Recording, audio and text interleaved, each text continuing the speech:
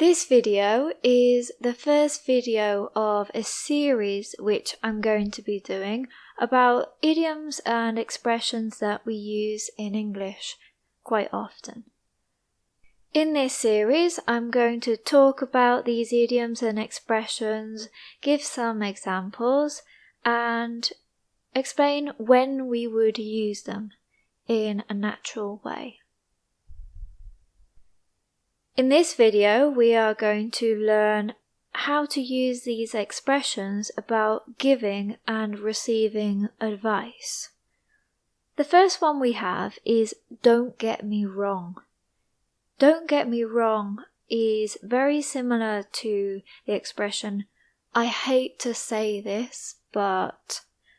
You would normally use these expressions when you're going to say something bad. So maybe you're giving someone a piece of advice that they don't want to hear, or you're giving them some bad news. They're normally followed by "but." So you would say, "Don't get me wrong, but..." or "I hate to say this, but..." For example, "Don't get me wrong, I think you're beautiful, but that dress doesn't suit you." Or, "I hate to say this, but that dress doesn't look very good on you." Okay, let's move on to the next one. If somebody is asking for a piece of advice, you can say, "If I were you," or "if I were in your shoes." So you're saying that if you were that person, that is what you would do. For example, if I say, "If I were you, I would go to university and then get a job." Or, "If I were in your shoes, I would go to university and get a job." If you go up to someone to offer them some advice, then you would normally say, "I've been meaning to talk to you." That means that they have been wanting to talk to you for a while, but they haven't had the chance to. For example, "I've been meaning to talk to you about the argument you had with your girlfriend. Is everything all right?"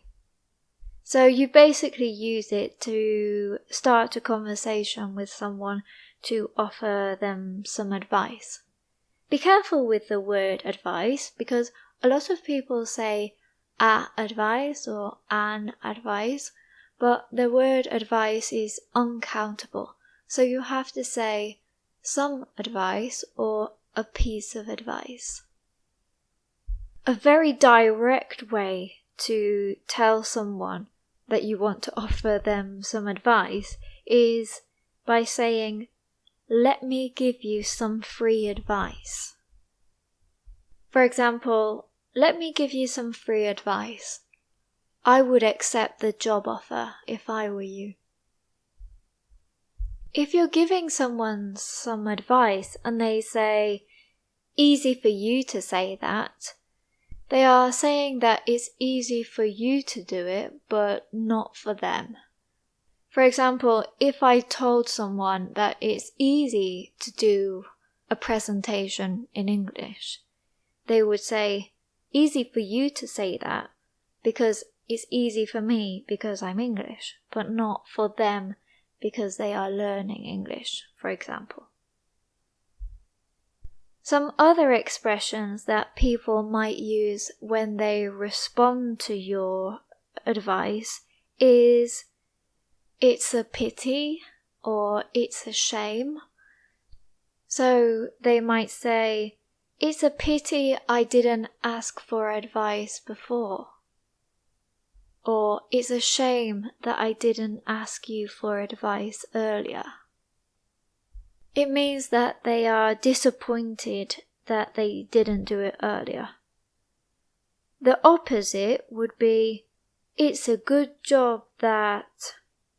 So for example, "It's a good job that I ask you for advice." It means that they are glad that they asked you for advice. It means that they are relieved.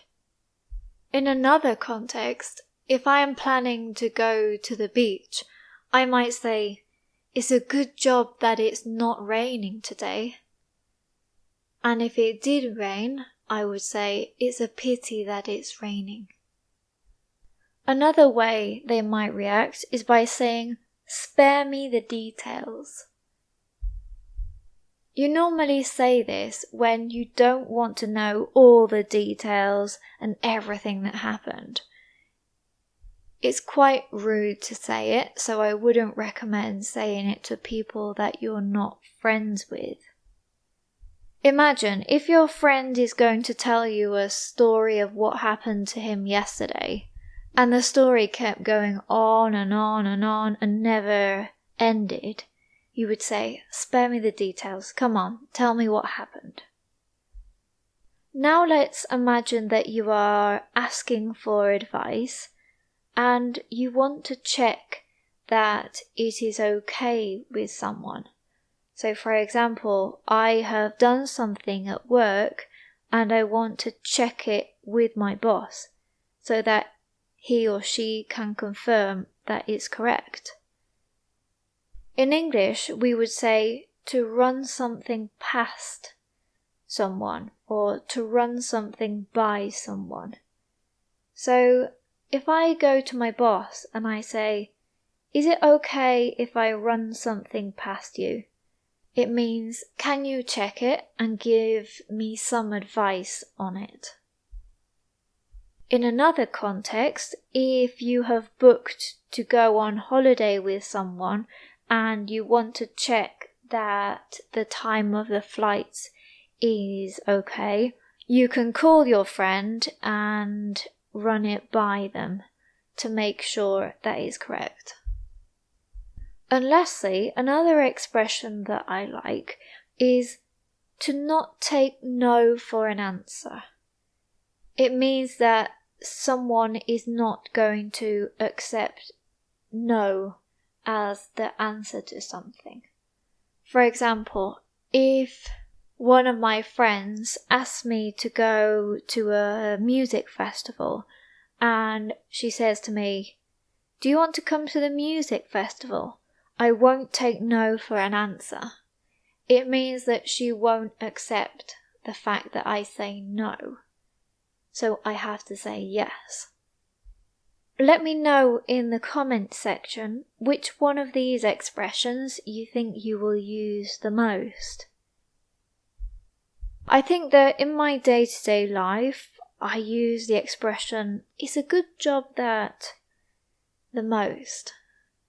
So let me know which one was your favorite and why don't you write an example with it and I can correct it. Please give this video a like and subscribe to my channel. Thank you, and I'll see you in another video.